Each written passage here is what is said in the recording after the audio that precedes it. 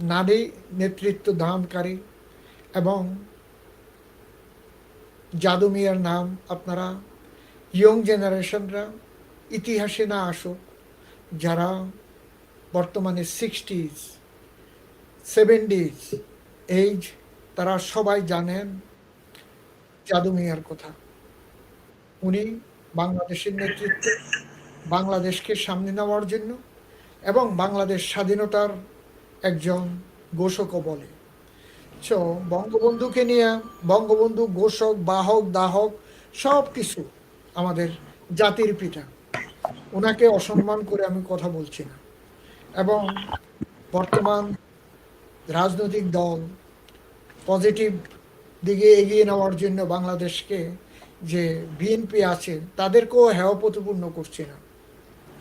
আমরা আশা করব বাংলাদেশের রাজনীতি সাংস্কৃতিকভাবে, শিক্ষামূলকভাবে এগিয়ে যাক এবং যারা বাংলাদেশকে নিয়ে চিন্তা ভাবনা ছিল, বাংলাদেশের ইতিহাস সাথে সম্পৃক্ততা ছিল, আশা করব এগুলো যেন আসে। সো আপনি আপনার ধারণ বাহক হিসাবে, একজন রাজনৈতিক কর্মী হিসাবে বর্তমানে বাংলাদেশে আপনি গেছেন, একজন পার্লামেন্টেরিয়ান হবেন, পার্লামেন্টে রংপুরের দুঃখ দুর্দশা, বাংলাদেশের দুঃখ দুর্দশা নিয়ে কাজ করবেন, একজন ইলেকটেড মেম্বার হবেন। কিন্তু সেটা ভাগ্যক্রমে হয়নি, কারণ রাজনীতির খেলা বড় খেলা। এবং বর্তমান বিএনপির ভিতরে অনেক ধরনের ক্রুন্দল, অনেক ধরনের মানি ছটাছুটি হচ্ছে, সেগুলো আমরা জানি। তবে সেটা তাদের ইনসাইড ক্রুন্দল। আশা করব বর্তমান সরকার এগুলো রক্ষণাবেক্ষণা করবেন। আর আপনি বর্তমানে বাংলাদেশের পরিস্থিতি, বাংলাদেশ কোন দিকে যাচ্ছে, কি হচ্ছে, যদি আমাদের দর্শক শ্রোতাদেরকে একটু খুলে বলেন পার্ট বাই পার্ট।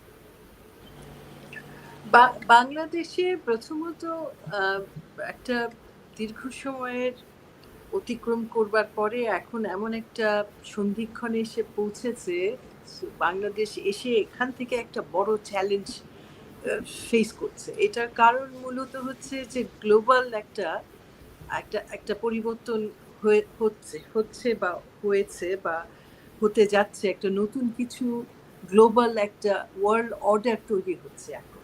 এই যে বিশেষ করে এই জিনিসটা তৈরি হচ্ছে আপনার ধরুন যে ইরান আক্রমণের পর থেকে, বা ইরান, আমেরিকা, মার্কিন যুক্তরাষ্ট্র এবং ইসরায়েলের যে যুদ্ধটা শুরু হয়েছে, এইটাকে কেন্দ্র করে সারা বিশ্বে একটা নতুন ওয়ার্ল্ড অর্ডার তৈরি হচ্ছে। এখন একটা নতুন গ্রুপিং হওয়ার একটা প্রবণতা দেখা দিচ্ছে চারদিক থেকে। আমি দেখলাম যে আপনিও হয়তো খেয়াল করছেন নূর ভাই, সেটা হচ্ছে যে সারা বিশ্বে অনেকেই এখন এখন করছে, আপনার প্রতিবাদ করছে।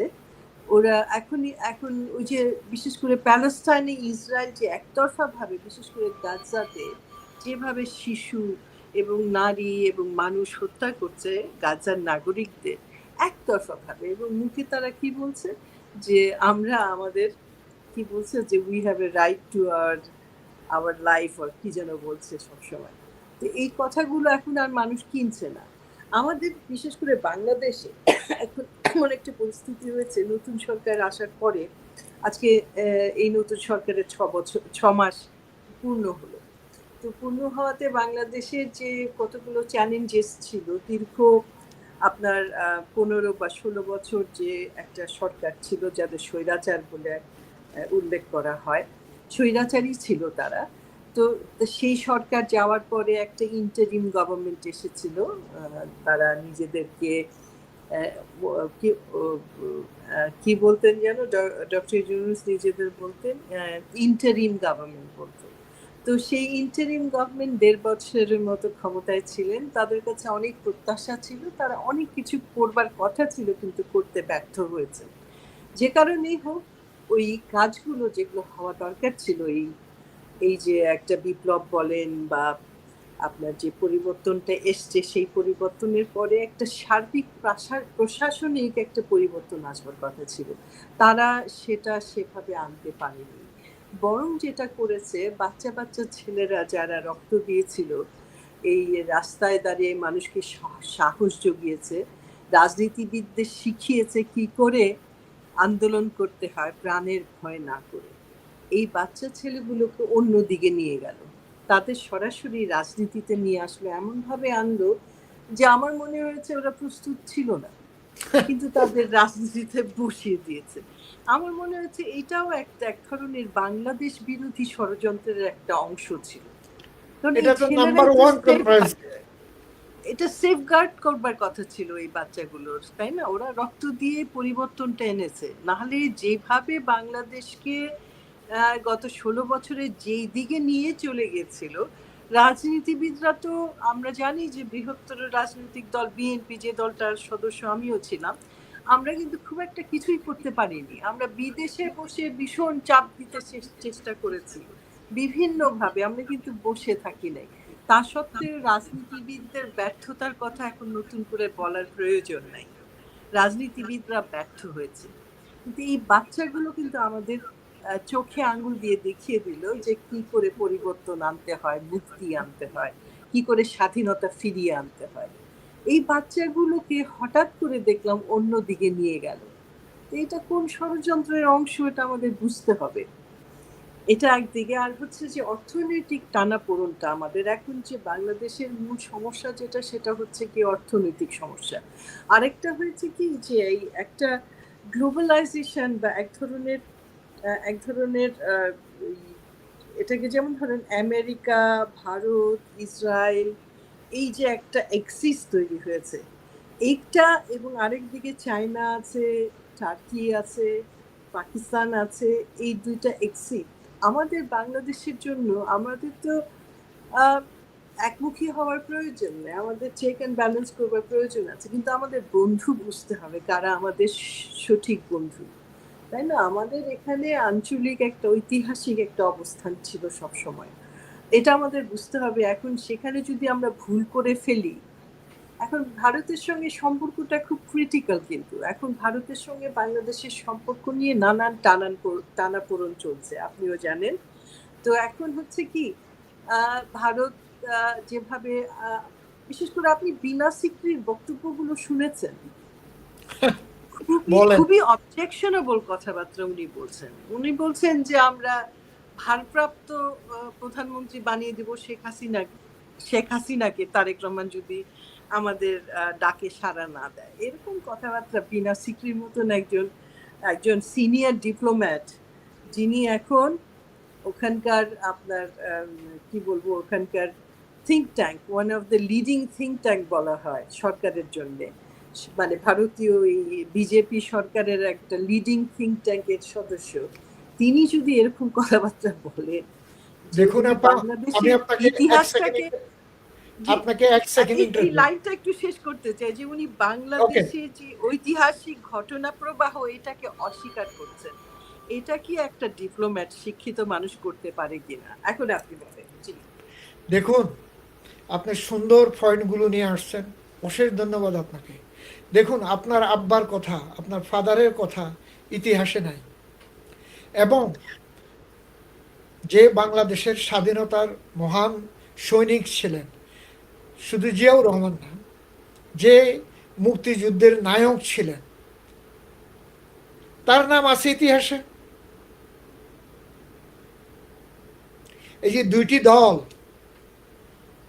বিএনপি এবং আওয়ামী লীগ, বাংলাদেশ স্বাধীন হওয়ার পরে তাকে কেন, যখন পাকিস্তানিরা বিদায় নেয়, বিদায় লগ্নে তাকে ওখানে রাখা হয় নাই, তাকে হাউস অ্যারেস্ট করে রাখা হলো, এবং তাকে আরও অনেক পানিশমেন্ট দেওয়া হয়েছে তার জীবনে।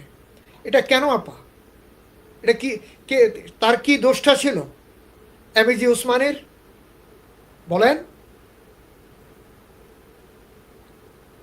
হ্যাঁ, ওসমানী আমাদের ইতিহাসটাকে আসলে আপনি চিন্তা করে দেখেন, ভারতীয় গোয়েন্দা সংস্থা মাত্র 8 ঘন্টা বাংলাদেশে এসে, তখনকার সময় 8 ঘন্টায় বিভিন্নভাবে হিন্স দিয়ে পাকিস্তানি জেনারেলদেরকে আউট করছে।